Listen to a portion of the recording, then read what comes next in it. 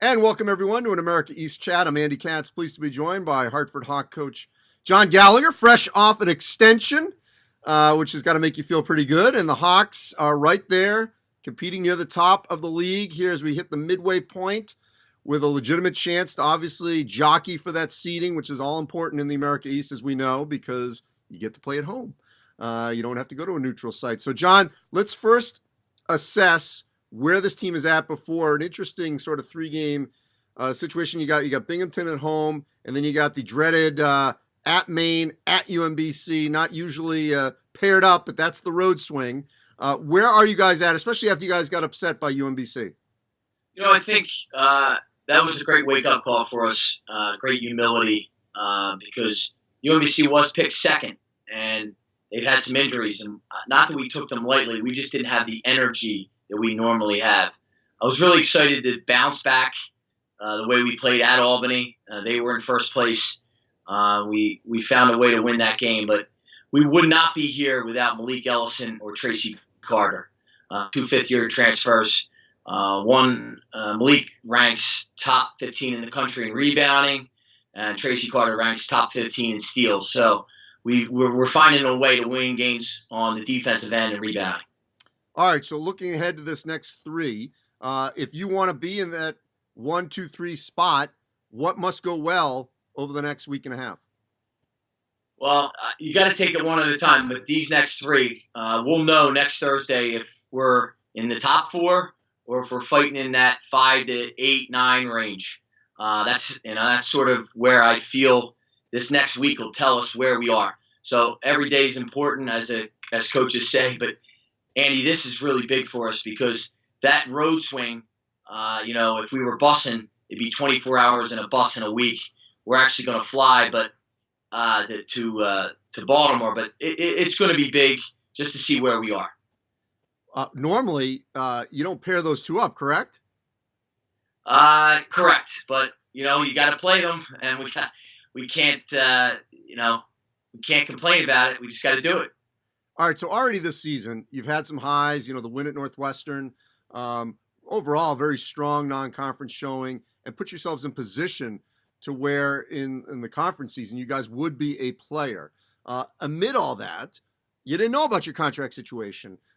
So you get an extension, which obviously has to be incredibly gratifying. How much weight did that take off your shoulders? Because that was sort of hovering amid while you're trying to get this team ready for a stretch run. I didn't know if I was going to be landscaping your lawn this April. But no, on a serious note, it takes a lot of pressure off because you get to really look at the recruiting classes. We have a really good freshman class.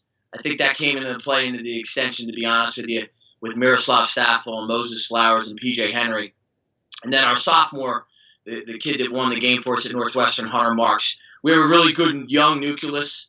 I think you could see sort of an NCAA tournament team out of that talent. And we've never said that. We've been in the grind, but you could feel it. You could feel the energy around the program. So to get that contract extension for my family, especially 4 young kids, it takes a lot of weight off, and now you can just focus on coaching.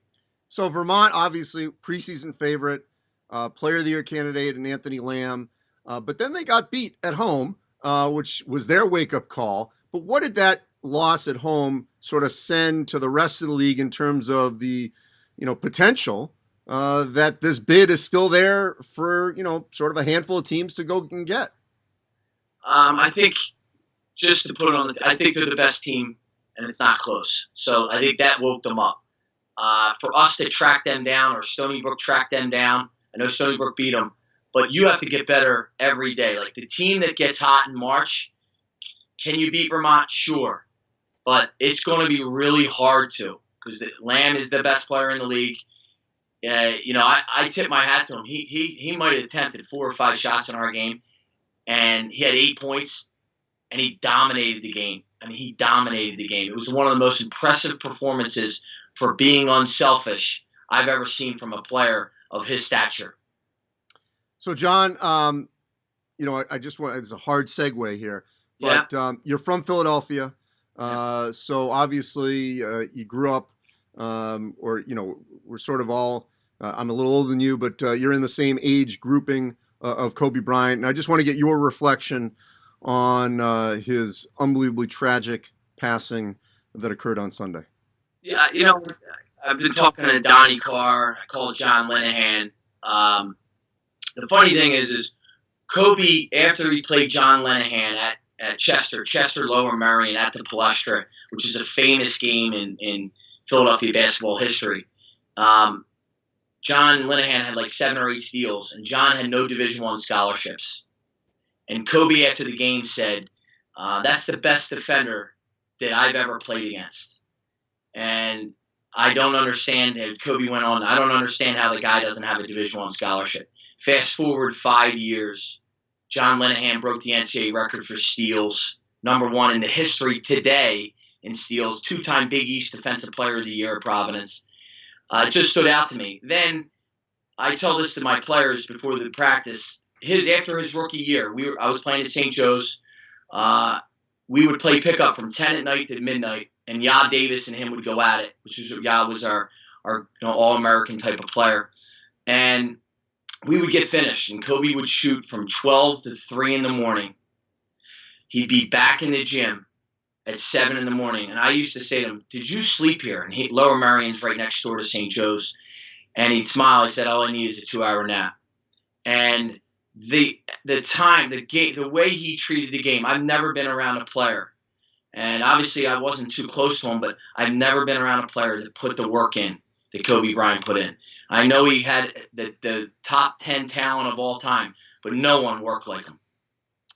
John, I appreciate it. I know these memories are flowing from all over the country, all over the globe, after his unbelievable tragic passing, as well as his daughter, Gianna, and 7 other souls on that helicopter on Sunday. Appreciate it, John, and best of luck. Shifting gears here, best of luck, obviously, this week. You got 3 big ones coming up for the Hartford Hawks. Appreciate it, John. Thank you. Thanks, Andy. I'll see you at Rico's or Zohar soon.